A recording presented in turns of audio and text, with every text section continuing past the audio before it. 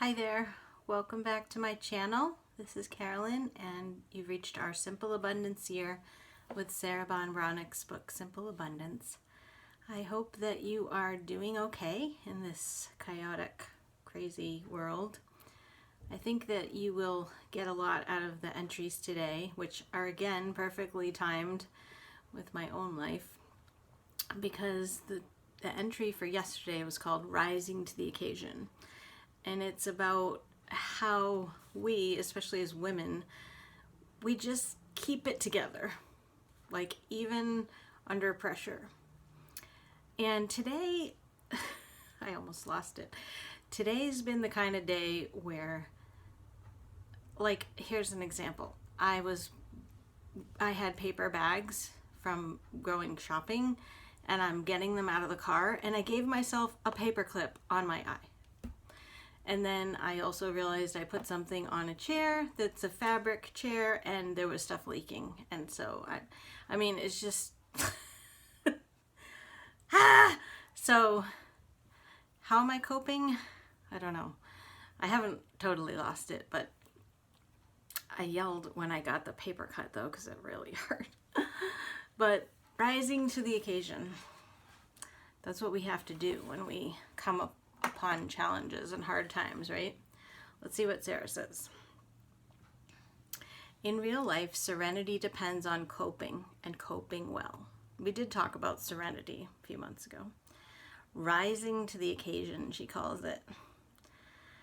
Real life is a collision, day in and day out, of the improbable with the impossible. Yeah. Oh my goodness. Most women are geniuses at rising to the occasion, but we've never realized how extraordinary this talent really is, because it's second nature by now. Would you agree?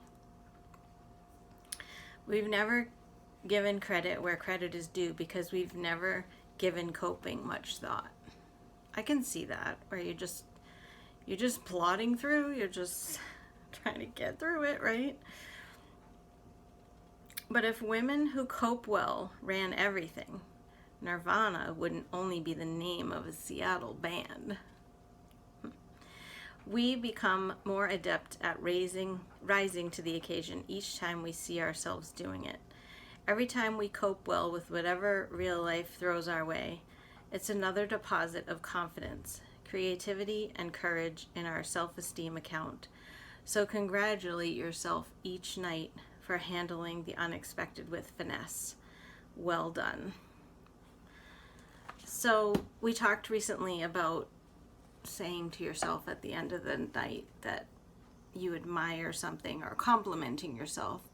So this will be another way to build up your confidence.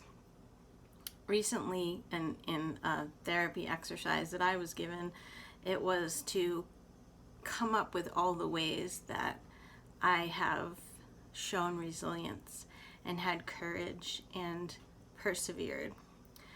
And that was really helpful. I didn't really think about it in the way that Sarah says it right here, about that you have a self-esteem account. Because I've shared with you guys that, like, if I had to sit down and do that, and we did have an entry about like all the things that are beautiful about yourself or whatever, I struggle with that. I didn't have as much trouble writing down the things that I've triumphed over. I mean, on the flip side, I was glad I did the exercise, but I also expressed that I'm exhausted. And yes, I have this resilience, and people tell me, like, you always land on your feet, but I'm exhausted of it. Like when that thing even happened today with the paper clip or the paper cut, I just exclaimed. I was like, can't I catch an effing break? Like, that's how I felt. I was like, this is my life right now. So I don't know that I'm rising to the occasion. I'm trying and I'm getting through it. And I have reminded myself of all the times that I've made it through hard times. But I want it to be easier. I don't want to get a paper cut and I don't know. I guess, you know, when we've talked about the law of attraction before and Abraham Hicks, if I'm in this feeling of chaos, which I am in my life still, like you can kind of see I have some things kind of unpacked now, but I still have doors I can't open and drawers that are all messed up.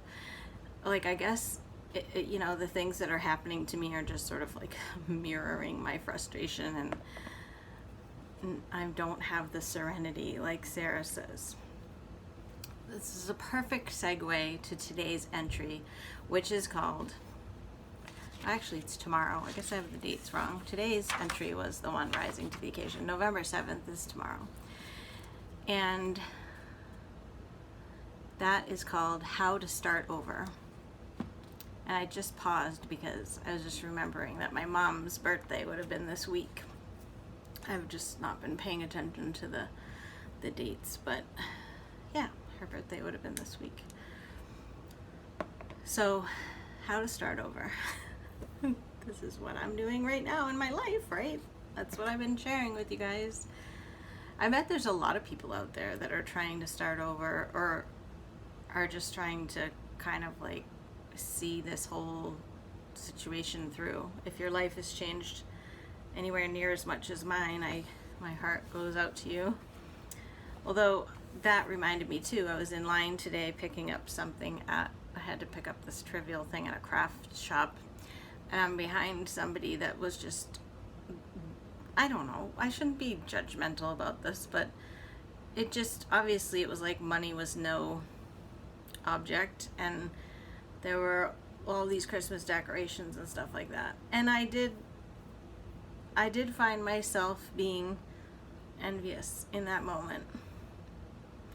Because I shared with you guys last time too about how I don't really want to deal with Christmas this year because it just feels like it's gonna be too sad.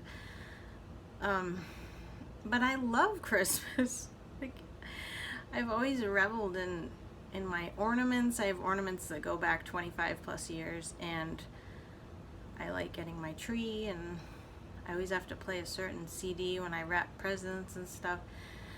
And so maybe that was my own annoyance being behind this person, but all I was going to say is that, like, some people have not been affected this year at all, or maybe they've had some inconveniences that I don't even have. Like, if I had kids at home or whatever, I don't envy anybody like that. But I think it's interesting how the pandemic, at least in the United States, I can't speak for elsewhere, but the pandemic's definitely had a different effect on people. Some people, they'll probably just have like normal holiday season and spend away, while meanwhile other people, they may be trying to start over, like this entry talks about. And Sarah doesn't even, well, actually she does in this story talk about when she was leaving her home. She was selling her home. Some people are totally out of a home. There's people living in tents on the street, you know, and winter's coming. So again, it's another reason to be grateful, even if your situation is not what you would like it to be, but trying to be grateful. I have decided that, you know, I have my gratitude journal. I've been struggling with it because I've just been really unhappy. But I've decided, and I chose one thing this week, that I'm just reveling in this one thing, and it's something in my home. Like, I'll just tell you, it's my chair.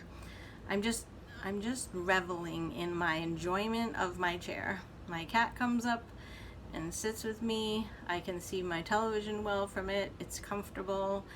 I like to do my journaling and my planning in it, and so I'm trying to focus on how I really like my chair, and I've been journaling on it, and like I'm trying to get some positive momentum going, so that, like, if you told me that I had to go in my kitchen and start to be like grateful for all the things that I see, I cannot do that in this moment, because all I see is things that annoy me.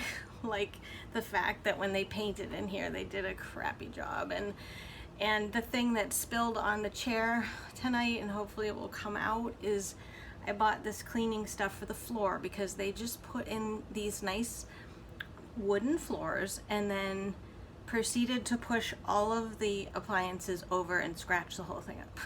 So I went out and I bought some scratch filler and like cleaner for the floor. So that's what actually spilled on my chair. Anyway, so if you told me that I had to go into a room and pick out all the things that I was grateful for, I would be too focused on the things that frustrated me or the things that I feel like I miss from the place I left or whatnot. So I've decided to focus my gratitude on just the one thing. Like, again, it's just one good thing. And maybe next week there'll be another thing that I can focus on. And if I've chosen it ahead of time, then it's not like I'm sitting there trying to choose, at one moment trying to go like, I'm grateful for, this, that, and the other thing in this room. Like, I'm not there yet. Like, I'm down to one thing right now. How are you guys doing? Are you finding things to be grateful for? Are you doing your gratitude journal? I did finally find mine, but I haven't been writing like the 4 things every night. I've just been working right now on this one thing, and this week it's my chair. Maybe next week, like I said, there'll be something else. And this is all about starting over. So let's get into this entry for November 7th. That was a little bit of a tangent, sorry.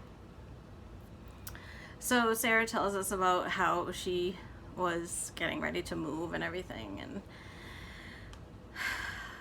and she's talking about, this is a very good thing that I can relate to as well. She talks about this thing called the waiting place.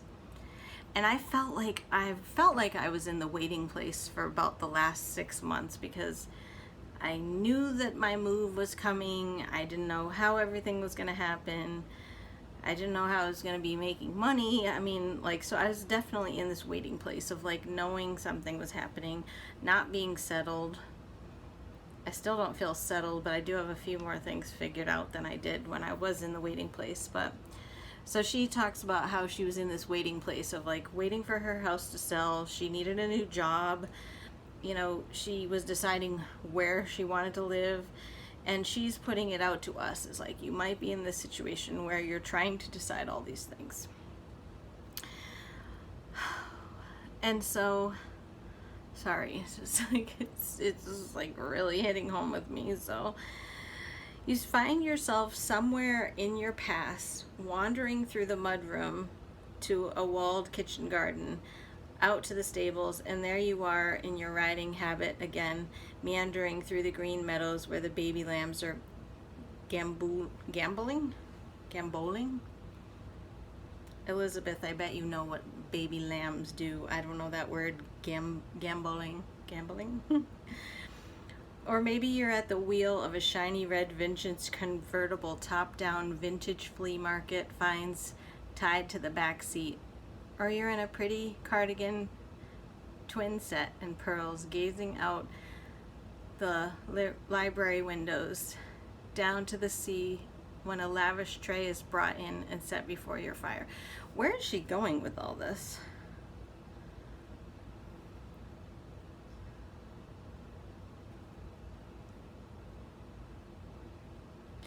Maybe she's talking about, because she says, perhaps you wander as I do, like a ghost that doesn't know she needs to head towards the light.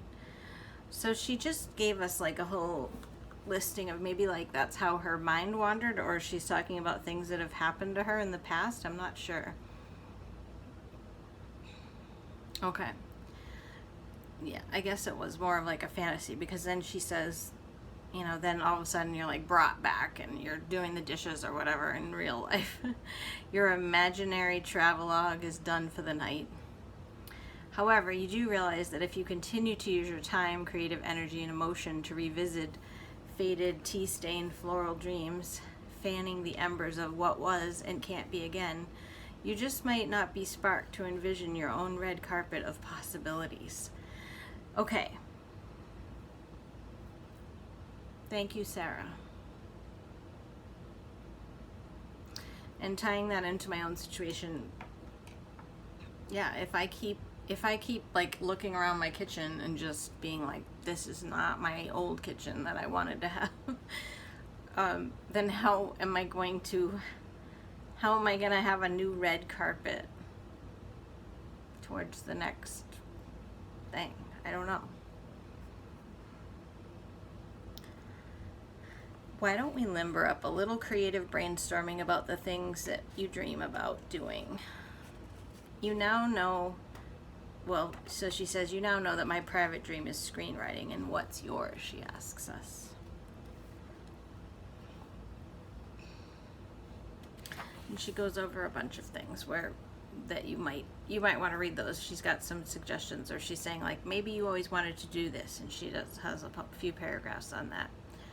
When creative brainstorming, think of your ideas as popcorn kernels popping open one at a time. That's what ideas do.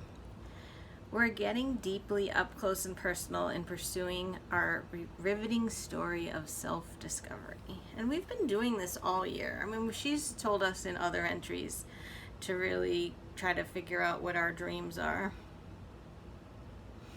Loving the idea of finally doing something different with your life, accomplishing some long-held desire, something that is simultaneously thrilling and terrifying, is why we're still alive. We talked about that over the summer too. Whether you had a gift and like leaning into your gift. In between the dreaming and its coming true are sweat equity and magnificent obsession. The tunnel focus that keeps you glued to your seat or at the bar when your back hurts.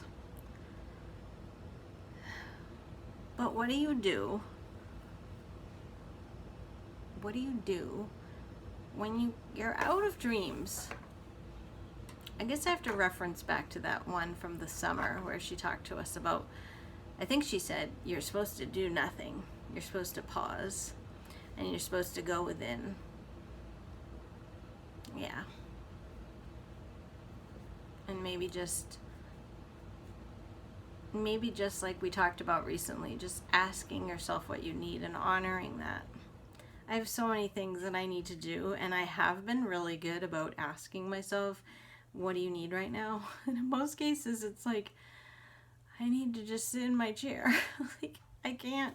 I come home and I have so much to do, and it's like, I can't do everything that I have to do right now.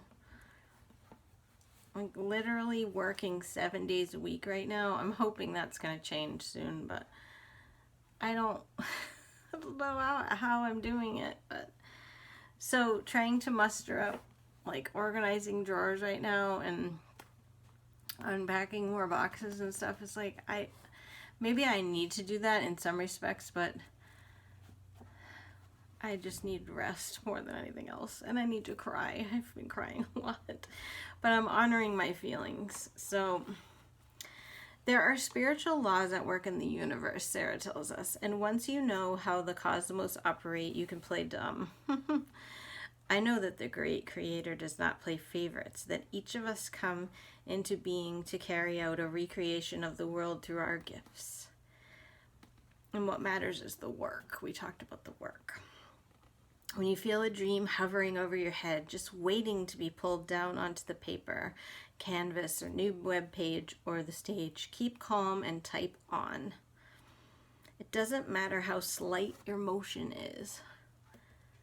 Just keep at it and it will get there. She did tell us earlier in the year about giving whatever you're working towards at least an hour a week, that you're really devoting time to it.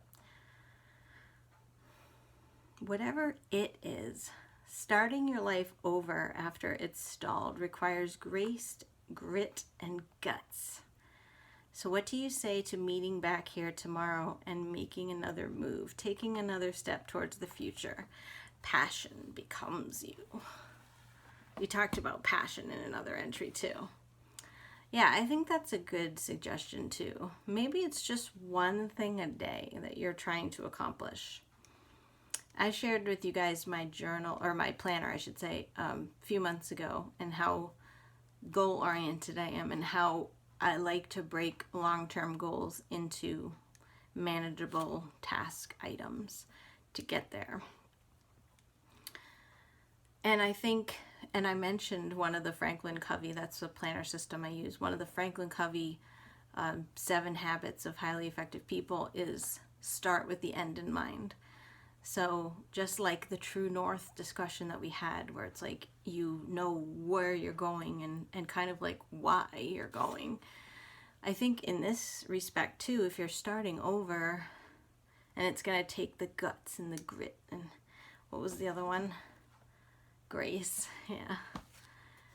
Then you have to know why you're doing it. Like, because otherwise, how are you going to be motivated every day to put time towards it? There's got to be a return on it. Maybe you're trying to escape a situation, like in my situation, like maybe I don't want to be here where I am for very long so that I can get back into a bigger living space. Or maybe you want to move to another state, or you really want to have a new career or share a major thing with the world, like a book like we talked about, or something that's getting out to the masses. Maybe it's just being happy in every day. Right now, I would totally settle for a little bit more happiness. I'm trying really hard. And I want you to know that having this channel, I've already told you it means so much, but it takes a lot of courage for me to get on here when I'm feeling low. And so I know I haven't done as many videos lately, but it takes a lot. And I usually feel better, and I hope you get something out of all the things that I say. This is almost becoming like as much of a diary as anything else, but I don't mean for it to be my tale of woe or anything, but it's hard for me not to be honest. But it does take a lot of courage for me to show up and try to stay on the simple abundance path. Because earlier, like when I was so mad about the paper cut on my face, you know, it's like I could see myself throwing the book across the room. But I love Sarah too much, and we've come so far. I'm not going to give up on it now. And I'm glad all these things are really hitting home right now with what I'm going through. So even if you're not starting your life all over again, maybe you have a new start in mind for the future. And you can think about how you can start building towards that. And realizing that it is going to take grace, guts, and grit. You know, it may not be easy. I suppose you could say go with the flow, and maybe it would be easy. What do you guys think? Let me know what you think about these 2 entries.